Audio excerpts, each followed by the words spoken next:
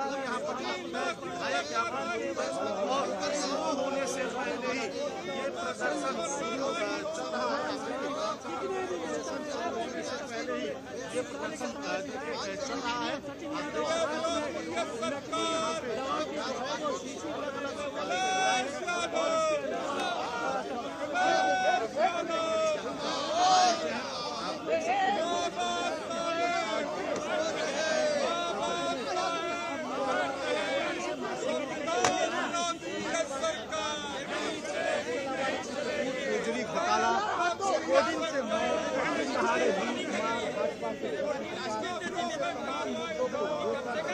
होनी चाहिए और यही जनता की मांग है कि आखिर वो बुलडोजर जो तमाम छोटी छोटी घटनाओं पर लोगों के घर उजाड़ दिए, उम्मीद और आशा की किरण नष्ट कर दी, कम से कम आज उस बुलडोजर की चाबी कहाँ पर विलुप्त हो गई है, जनता जवाब न सके।